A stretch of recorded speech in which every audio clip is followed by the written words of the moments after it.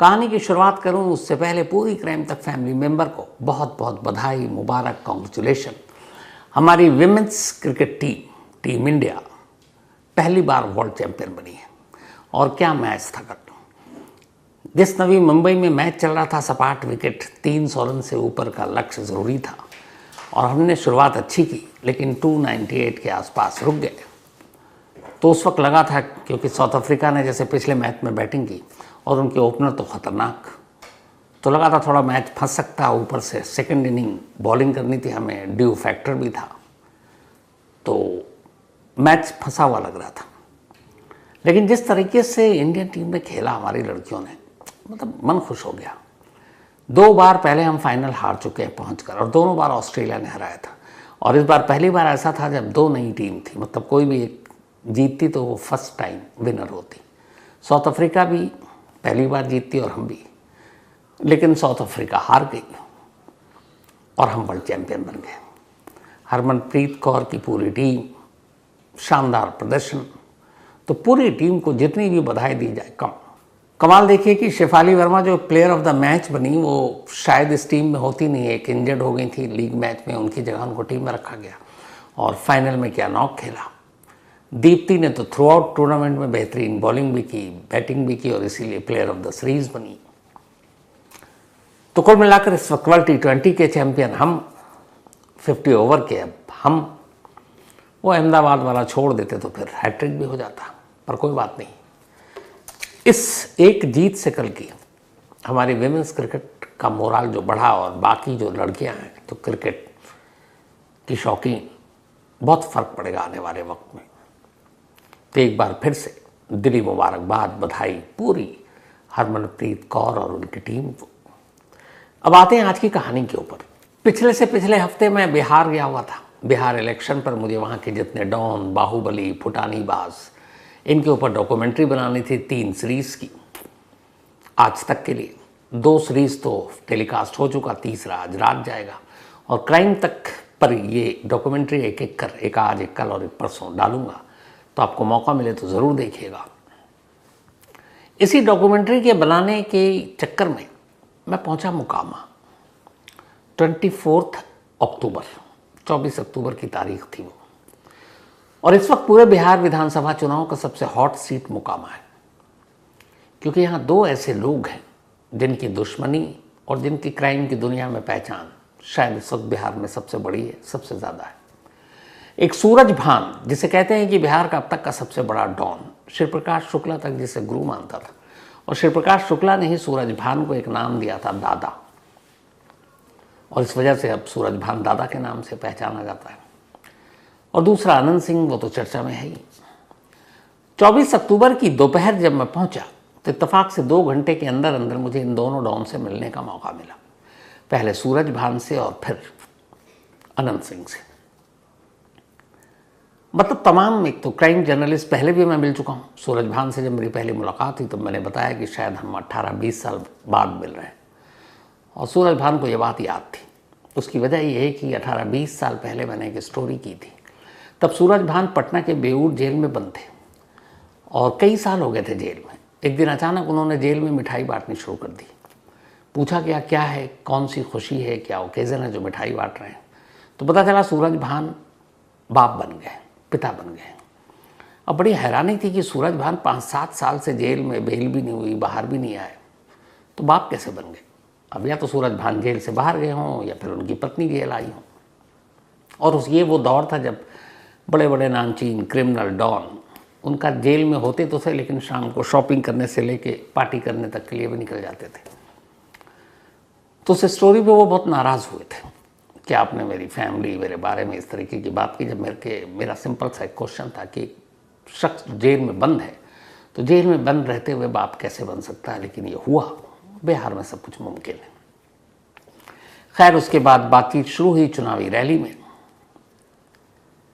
जिस तरीके से सूरज भान ने सवालों के जवाब दिए, उम्र हो गई है, वक्त बीत गया, बहुत सारे डॉन आ गए, लेकिन वो धमक, वो धौंस अब भी कायम थी। ये ख़त्म करने के बाद पता चला कि थोड़ी दूर पर दूसरी चुनावी रैली है जिसमें अनंत सिंह। अब अनंत सिंह से भी कई मुलाकात कर चुका हूँ, इंटरव्यू कर चुका हूँ। तो अनंत सिंह के पास, अनंत सिंह से बात करना दुनिया का सबसे मुश्किल काम है, इसलिए अवेलेबल तो है, लेकिन आप जितने बड़े आप सवाल पूछते हैं उससे छोटे जवाब हमेशा मिलेंगे। अब या तो बोल नहीं पाते या कुछ और। तो गिरफ्तारी से पहले ही अनंत सिंह से मैंने बात की, कहानी आगे सुनाऊं और बढ़ाऊं। इन दोनों का शॉर्टर वर्जन, सूरजभान और अनंत सिंह। क्या सवाल है, और उसमें खासतौर पर एक सवाल ये है कि सूरजभान की यहाँ पत्नी चुनाव लड़ रही है, सूरजभान नहीं, और सामने कौन है? अनंत सिंह। और पिछली बार अनंत सिंह की पत्नी चुनाव लड़ रही थी, अनंत सिंह नहीं। वजह ये कि अनंत सिंह के ऊपर कुछ इल्ज़ाम लगे थे और चुनाव लड़ने से अयोग्य करार दिए गए। इस बार सूरजभान पर भी इल्ज़ाम है, अयोग्य है, इसलिए पत्नी को आगे कर दिया। ये बिहार में खूब चलता है। तो दो बिहार के टॉप डॉन, दो बाहुबली, दो फुटानीबाज, दोनों आमने सामने, और दोनों से 2 घंटे के अंदर एक बातचीत। यहाँ से फिर रहे, इसको सुनिए, इसके बाद कहानी को आगे बढ़ाता हूँ। सब लोग मेरे नेचर से अवगत हैं और वही काम हम कर रहे हैं जो पहले करते आए हैं। जो काम हमारे परिवार ने जैसे कहे वे काम करते रहे। आगे 2004 में बलिया चुनाव में सब परिवार कर कुटुंब में जाकर अपना खर्चा करके चुनाव लड़े। वहाँ का भी जो काम था वो सब मैंने अपने परिवार जिस तरह होता है करते रहे। 14 में आए, फिर 14 में करते रहे। यहाँ इनको न मेरा परिचय देने का जरूरत है, न इनका परिचय लेने का जरूरत है। हम सब भाई भाई हैं। इस बार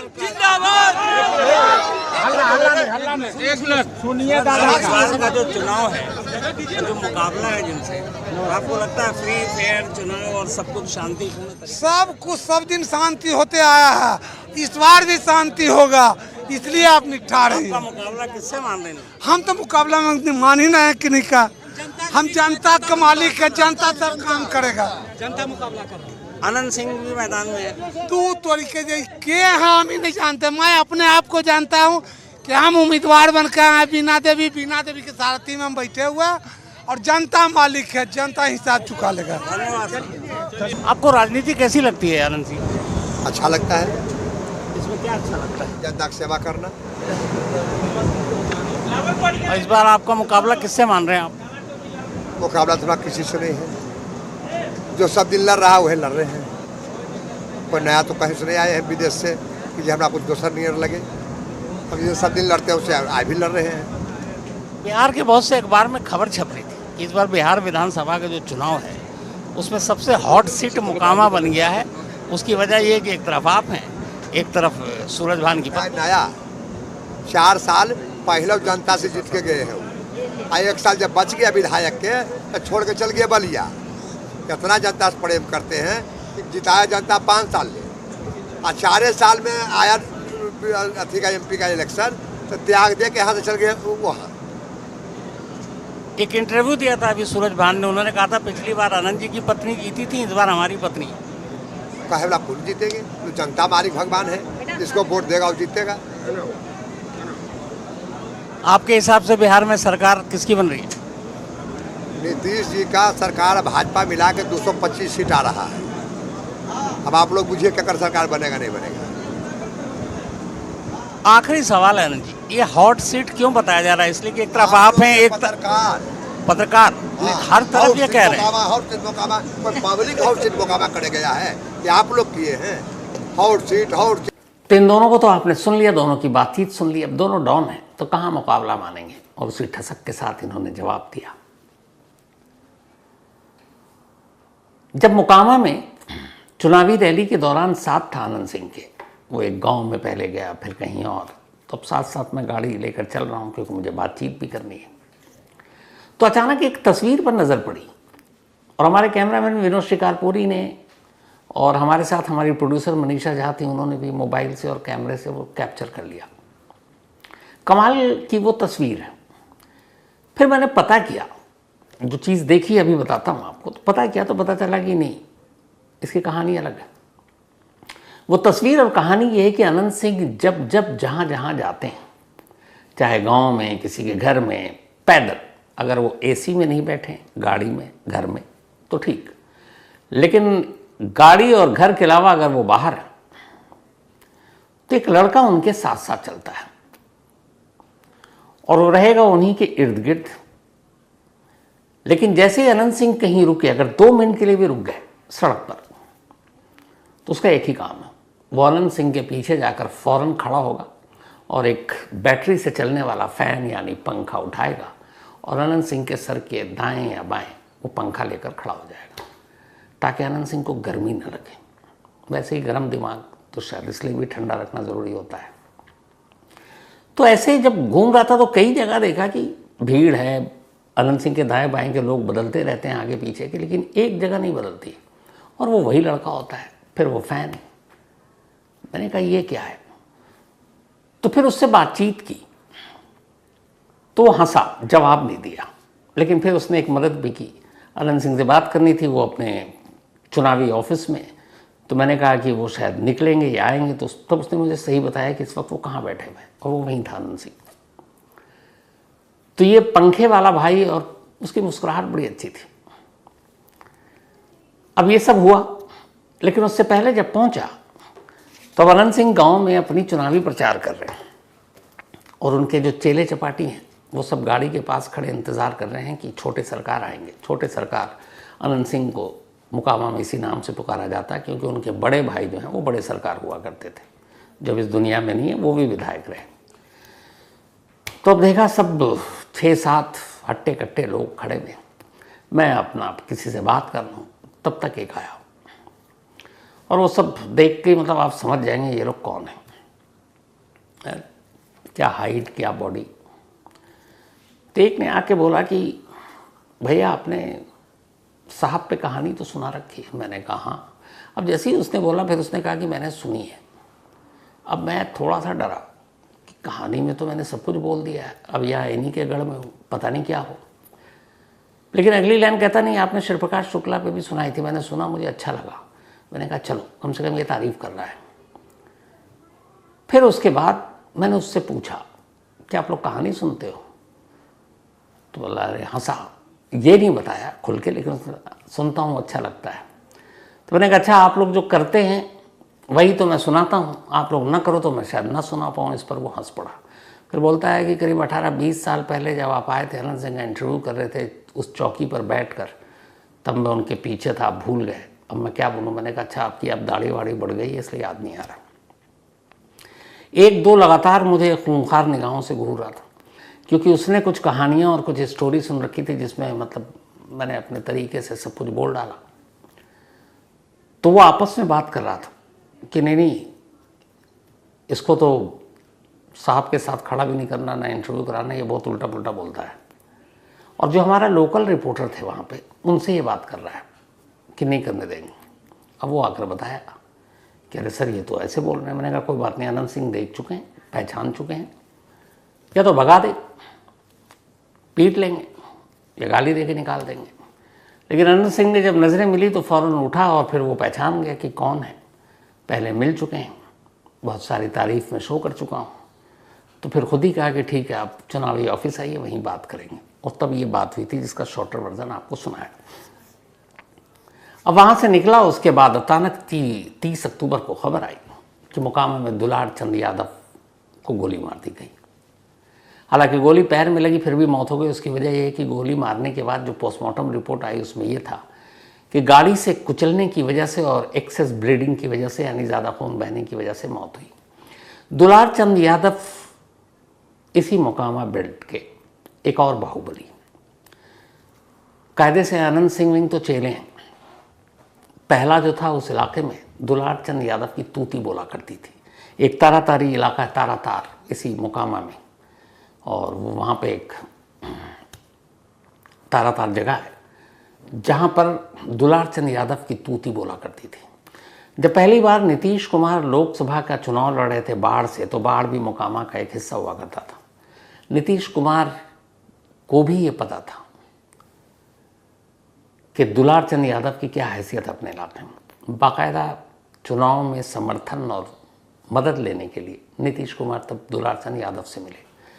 लालू यादव को भी पता था, और लालू और नीतीश तब एक थे। तब ये लोग दुलार चंद से मिलते थे, और दुलार चंद का काम इस पूरे इलाके में, ताल क्षेत्र में वसूली, जबरन उगाही, कत्ल, किडनैपिंग, 25-30 बार तो वो जेल जा चुके। अभी 75 के आसपास की उम्र रही होगी जब मौत हुई। 80-90 के दशक में आनंद वदन सिंह कुछ नाम नहीं था, दुलार चंद यादव ही नाम था। और दुलार चंद यादव और अनंत सिंह की दुश्मनी शुरुआत से ही इस इलाके में वर्चस्व को लेकर। तो इस चुनाव में जब अनंत सिंह और उधर सूरज भान की पत्नी आमने सामने, तो जन स्वराज पार्टी जो प्रशांत किशोर जी की पार्टी है, उनके उम्मीदवार को सपोर्ट करने के लिए मैदान में उतर गए दुलार चंद यादव। क्योंकि अनंत सिंह भी दुश्मन, उधर सूरज भान भी दुश्मन, तो क्या करें, ऑप्शन कोई था नहीं। तो जन स्वराज पार्टी के उम्मीदवार को सपोर्ट करने के लिए रैली में शामिल हो गए। 30 अक्टूबर को उसी रैली के सपोर्ट में गाड़ी से निकले, तभी दूसरी तरफ से अनंत सिंह का काफिला आ गया। लड़ाई झगड़ा, इसके बाद गोलियां चली, गोली पैर में लगी, फिर गाड़ी में बिठाया गया, फिर गाड़ी को घेरा गया, पत्थरबाजी हुई और उसी दौरान दुलार चंद यादव को नीचे उतार कर उसी गाड़ी से कुचल दिया गया और फिर सब निकल गए। अनंत सिंह तब मौके पर मौजूद था। इसके बाद दुलार चंद यादव की मौत हो गई। पोस्टमार्टम रिपोर्ट से आया कि गोली पैर में लगी, लेकिन एक्सेस ब्लीडिंग और पहियों के नीचे रौंदे जाने की वजह से मौत हुई थी। अब नामजद एफआईआर लिखाया जा रहा है। चश्मदीद थे, दुलार चंद का पोता है वहाँ पे, और उसने कहा कि मैंने खुद देखा अनंत सिंह को। उसने तो ये भी कहा कि जब ये काफिला गुजर रहा था तब अनंत सिंह ने जन स्वराज पार्टी के उम्मीदवार का नाम लेकर कहा था कि बहुत बड़ा विधायक बन रहा है, नेता बन रहा है, चलो इसको ज़रा ठीक करो। और उसी के बाद ये सब कुछ शुरू हुआ। तो अब नामजद एफआईआर, कायदे से जैसी नामजद एफआईआर हुआ, एक मर्डर का मामला है, तो गिरफ्तारी तो बनती है, लेकिन अब गिरफ्तारी कैसे हो? बिहार की प्रॉब्लम यही है। जिस अनंत सिंह के ऊपर मर्डर, वो भी एक राइवल कैंडिडेट के सपोर्ट में, और दुलार चंद यादव जैसा बाहुबली, उसके कत्ल का इल्ज़ाम, लेकिन अगले 48 घंटे तक गिरफ्तारी नहीं होती। क्यों?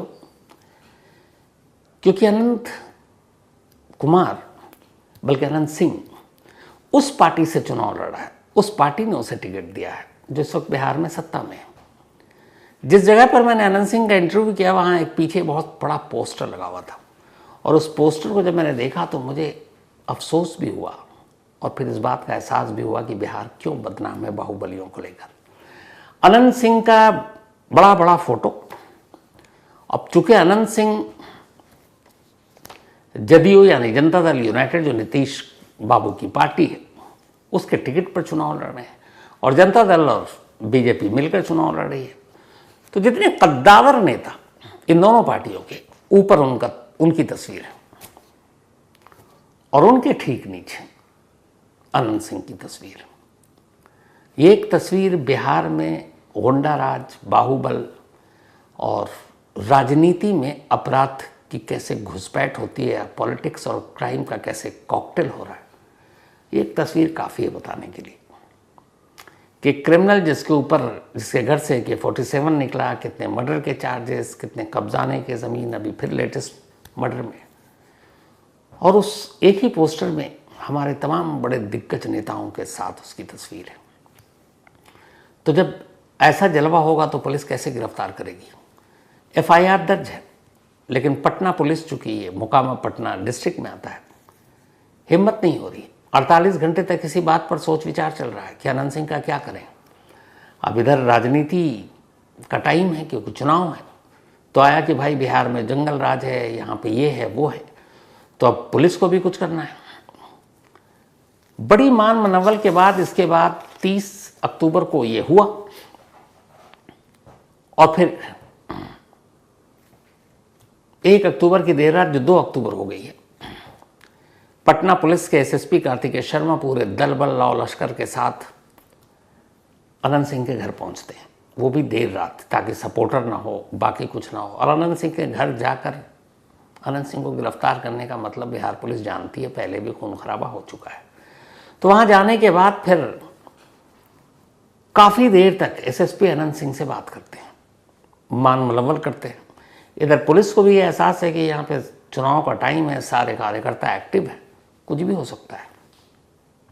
ये वो अनंत सिंह है जिसके पास से AK-47 निकल चुका है, हथियारों का जखीरा कितना हो पता नहीं। तो पटना पुलिस को भी इस बात का डर। लेकिन फिर एसएसपी अनंत सिंह से अकेले में बात करते हैं, समझाया जाता है, और इसके बाद फिर अनंत सिंह की मर्जी होती है कि अच्छा ठीक है अब ले चलो। तब रात के अंधेरे में अनंत सिंह को मोकामा से लेकर पटना लाया जाता है और पटना में रखा जाता है। रात के करीब 1:30-2 बजे पटना पुलिस और पटना के डीएम, पटना के एसएसपी मीडिया को फ़ोन कर प्रेस कॉन्फ्रेंस के लिए बुलाते हैं। सोचिए ऐसा कहाँ होता है। 2 बजे रात को बताया जाता है कि अब हमने अनंत सिंह को गिरफ्तार कर लिया है दुलार चंद यादव केस में। 2 बजे रात को, जिसका नाम एफआईआर में है, जिसके ऊपर मर्डर का केस है, जिसका पूरा पुराना इतिहास है, उसे पकड़ने के लिए पहले उसकी मर्जी पूछी जाती है, उसे समझाया जाता है, उसे मनाया जाता है और तब पटना लाया जाता है। अब आप अंदाज़ा लगाइए कैसे लोग जब विधानसभा में पहुंचेंगे, जहां कानून के दुश्मनों के खिलाफ कानून बनता है और वही कानून बनाने में कानून के दुश्मन ही उसी छत के नीचे बैठकर अपनी राय दे, इससे बड़ा मजाक लोकतंत्र का क्या होगा। लेकिन अफसोस यही सच है। तो खैर, सूरजभान, अनंत सिंह, इन सब से मिलते मिलाते वहीं थोड़ी दूर पर बेगूसराय है। उस बेगूसराय में जाना मेरे लिए बहुत ज़रूरी था। उसकी वजह ये थी कि इस देश में पहला चुनाव 1951 और 52 में हुआ था, 1951 और 52 में। 25 अक्टूबर 1951 ये वो तारीख थी जब इस देश में आज़ादी के बाद पहला चुनाव हुआ। हालांकि आज़ाद हम 15 अगस्त 1947 को हो गए, लेकिन फिर 1948 में हमारा कॉन्स्टिट्यूशन यानी संविधान बना। अब उसके बाद ये हुआ कि देश में चुनाव कराना है। आज़ादी की लड़ाई में कांग्रेस आगे थी, लेकिन अब चुनाव बनाना है, सरकार जनता के द्वारा चुनी जाएगी, तो इलेक्शन तो ज़रूरी है। अब अंग्रेज़ जब तक थे यहाँ 250 साल, उन्होंने चुनाव और वोटिंग को अपनी बपौती बना रखी थी। हर हिंदुस्तानी को वोट डालने का भी अधिकार नहीं था। कास्ट, रिलीजन, पहुंच, ऊंच नीच, इन सबको देखकर वोट डालने का अधिकार दे देती थी अंग्रेज ऊपरी मन से। और तब महिलाओं को तो की हालत ये थी कि महिलाएं अपने पहचान के दम पर वोट ही नहीं देती थी। अगर महिलाएं वोट भी देने जा रही हैं तो वहाँ लिखा होता था फलाने की पत्नी, फलाने की बेटी, फलाने की बहन। वोटर लिस्ट में ऐसे होता था, वहाँ कहीं नाम नहीं होता था किसी महिला का। तो अब आज़ाद देश के बाद पहला चुनाव होना था। इलेक्शन कमीशन, सुकुमार सेन पहले इलेक्शन कमिश्नर बने। अब हमारे पास न वोटर लिस्ट, न कोई डेटा। बंटवारा भी हुआ आज़ादी के साथ, बहुत सारे लोग इधर से उधर विस्थापित आ गए। अब किस शहर में कौन कितना वोटर, किस गांव में कितना वोटर, किस स्टेट में कितना वोटर, कोई रिकॉर्ड नहीं। तो पहला तो काम ये था कि चुनाव में हिस्सा कौन लेगा। तब ये बना कि 18 साल का हर वयस्क, हर बालिग हिंदुस्तान का वोट डालेगा। और उसमें ये भी हुआ कि अब महिलाएं किसी और के नाम पर नहीं, अपने पति, अपने पिता, अपने भाई के नाम पर नहीं, अपने नाम पर वोट डालेंगी। बाकायदा महिलाओं के नाम तब वोटर लिस्ट में लिखे गए कि ये सुनीता है, ये सफिया है, इस तरीके से। अब ये सब कुछ हो गया, चुनाव तो कराना था। तो 48 में संविधान बनने के बाद लगभग 2.5-3 साल बीते। 1951 25 अक्टूबर की तारीख तय हुई और ये तय हुआ कि अब वोटिंग होगी इंडिया में। तब चुनाव लोकसभा और स्टेट्स का एक साथ हुआ करता था। तो 51 से 52 तक चुनाव हुआ और ये चुनाव बड़ी सादगी से हुआ। तब बैलगाड़ी पर नेता निकलते थे, बैलगाड़ी पर प्रचार होता था, या लोग साइकिल पर आते थे। तो 51 और 52 का पहला चुनाव देश के लोकसभा का और अलग अलग स्टेट का बड़े शांतिपूर्ण तरीके से, बड़ी ईमानदारी से, शराफत से पूरा हुआ। और शायद उस वक्त वोटरों को ये भी पता नहीं था कि चुनाव में गड़बड़ी कैसे करेंगे, क्योंकि एक खुशी, एक जोश था कि हम आज़ाद हो गए और इस आज़ादी के बाद पहली बार हमें वोट डालने का हक मिल रहा है।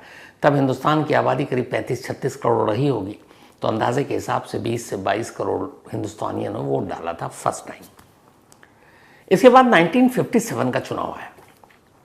57 के चुनाव ने पहली बार इस देश में चुनाव को कलंकित किया। बेगूसराय से करीब कुछ किलोमीटर की दूरी पर एक गांव है रचियाही।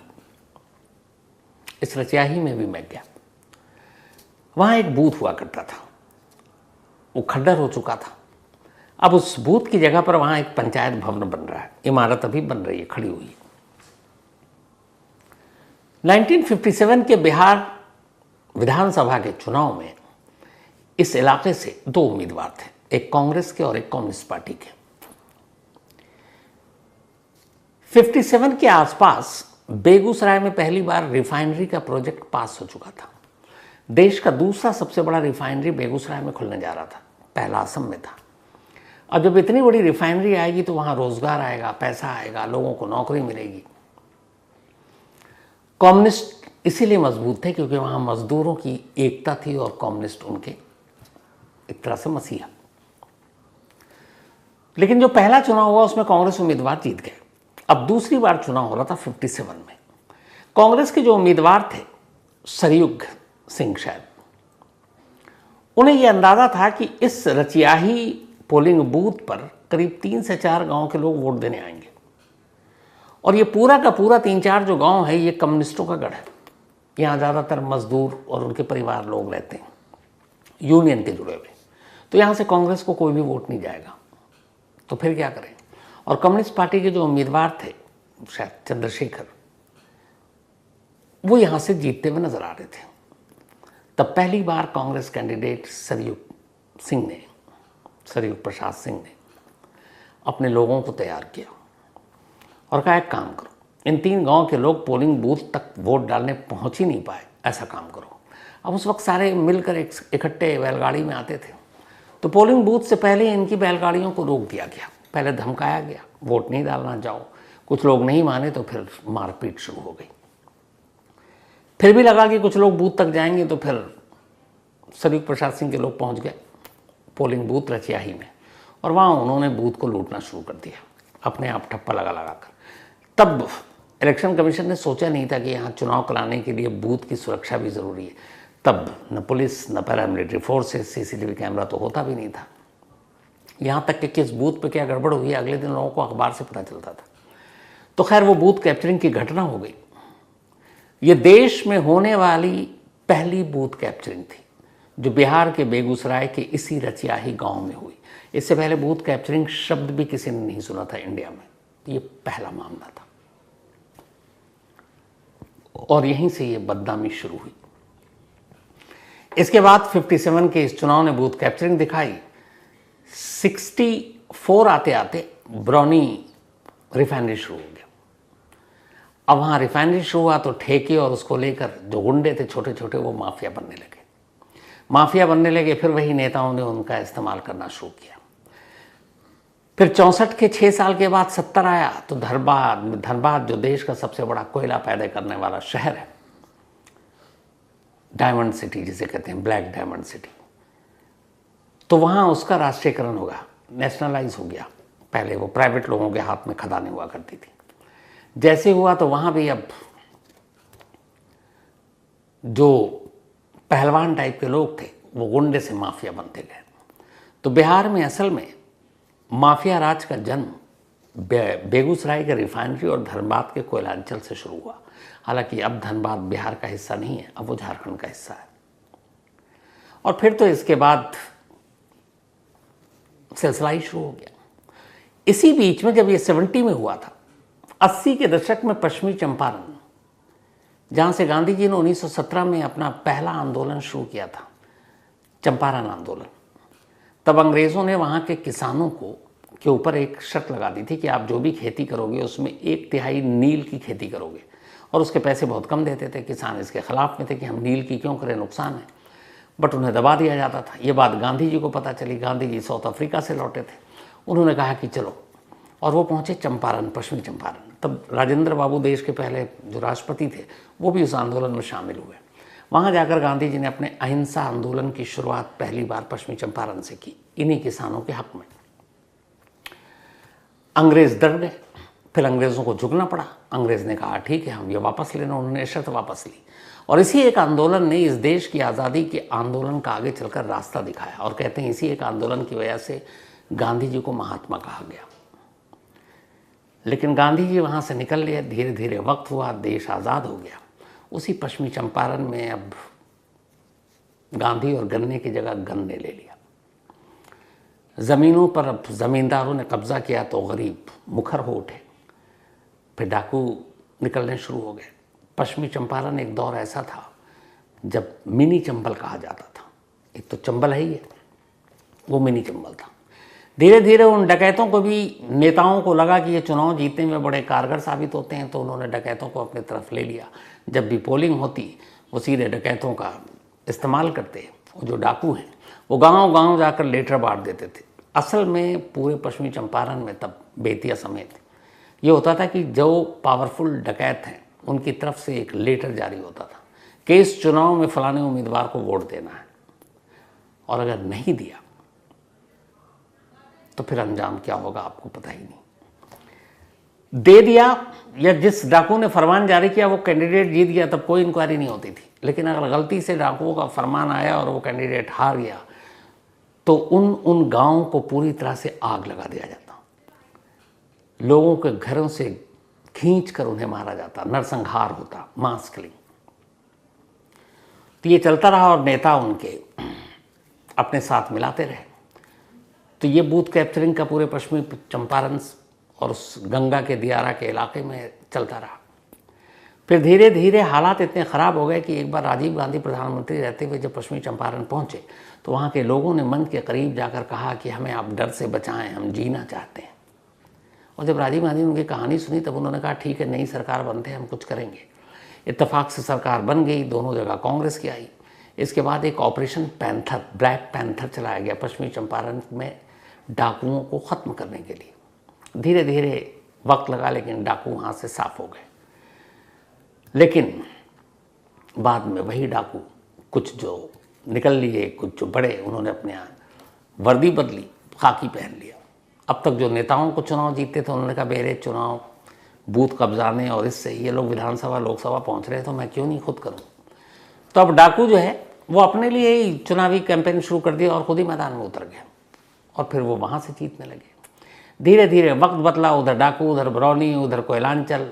अब उसके बाद एक नई खेप आनी शुरू हुई, गोंडा राज, जिसमें एक से बढ़कर एक क्रिमिनल जो आज भी है, शहाबुद्दीन से लेकर आनंद मोहन, पप्पू यादव, मुन्ना शुक्ला, राजन तिवारी,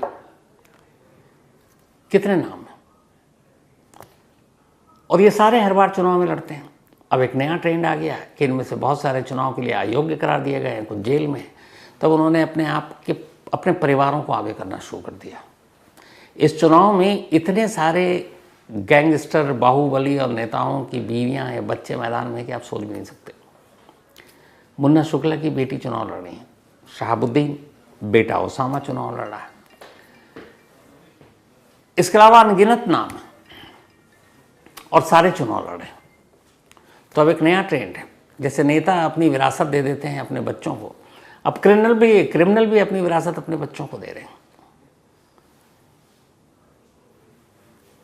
14 तारीख को सरकार किसकी बनेगी उसकी वोटिंग होगी, नतीजा सामने आएगा। 6 तारीख को पहली पोलिंग है, इसके बाद 11 को है। और इस चुनावी हिंसा में पहली लाश गिर चुकी है, दुलार चंद यादव की। अनंत सिंह जेल में है, पकड़े गए हैं लेकिन फिर भी चुनाव लड़ रहे हैं। अनंत सिंह पकड़े गए हैं जेल में लेकिन चुनाव लड़ रहे हैं। 25 साल से वो या उनका परिवार, पिछली बार चुनाव वो नहीं लड़ पाए तो बीवी जीत गई थी, लेकिन उन्हीं का परिवार चला रहा। एक किसी ने ये शब्द कही थी कि मोकामा असल में बिहार में राजनीति का वध स्थल है। आज तक वहां से कोई शरीफ जीत ही नहीं पाया। और कमाल देखिए ना, जितनी बड़ी पार्टियां, नीतीश बाबू की पार्टी है, साथ में बीजेपी है, दोनों ने मिलकर किसको टिकट दिया हुआ है? अनंत सिंह को। उधर जो सरकार बनाने के लिए चुनाव में इस वक्त मैदान में उतरे तेजस्वी यादव या कांग्रेस का राहुल यादव, सब गठबंधन है राहुल गांधी के साथ और तेजस्वी का। इन्होंने किसको दे दिया? सूरजभान की पत्नी को। तो क्या पक्ष, क्या विपक्ष, क्या जो सत्ता में है और क्या जो अपोजिशन में, सभी ने हथियार डाल दिए हैं कि नहीं, बाहुबलियों को दो, गुंडों को दो, मवालियों को दो, बस चुनाव जीतना है। पर इससे राज्य कहाँ जा रहा है किसी को कोई फर्क नहीं पड़ता। और यही बिहार की सबसे बड़ी बदनसीबी है। 57 में जो कलंक लगा था बूथ कैप्चरिंग का, अब हालांकि बूथ कैप्चरिंग जैसी चीज़ अब मुमकिन नहीं है क्योंकि ईवीएम आ गया, इलेक्ट्रॉनिक वोटिंग मशीन, लेकिन इन बाहुबलियों, इन गुंडों, इन फुटानीबाजों का कुछ भी नहीं होता, इसलिए कि इन्हें खुद नेता अपना हथियार बनाते हैं। उन्हें पता है एक एक सीट कीमती है, जहाँ से जो जीत सकता है उसे वहीं से खड़ा कर देते हैं। फिर उनके लिए कोई मतलब नहीं कि ये कातिल है, ये रेपिस्ट है, ये डाकू है, बस राजनीति का खेल खेलना है। क्या कीजिएगा, उम्मीद तो यही है कि आने वाले वक्त में शायद नई जनरेशन इन चीज़ों को चेंज करे, बट उम्मीद पे ही दुनिया कायम है। तो खैर, कहानी में आज इतना ही, लेकिन कहानी ख़त्म करूं, बहुत दिनों से सिलसिला बंद था, सिलसिला वापस चालू करते हैं। आज रोहित उपाध्याय जी का जन्मदिन है, तो हैप्पी बर्थडे रोहित उपाध्याय जी। और ये भेजा है प्रतिमा शर्मा जी ने, प्रतिमा शर्मा जी के हस्बैंड हैं रोहित जी। इसके अलावा उबैद सिद्दीकी, इनका भी आज बर्थडे है, तो हैप्पी बर्थडे उबैद साहब। ध्रुविका, इनका भी आज बर्थडे है, हैप्पी बर्थडे ध्रुविका। और ये विजय सेवरा जी की बिटिया है। अक्षित, इनका भी जन्मदिन है, तो हैप्पी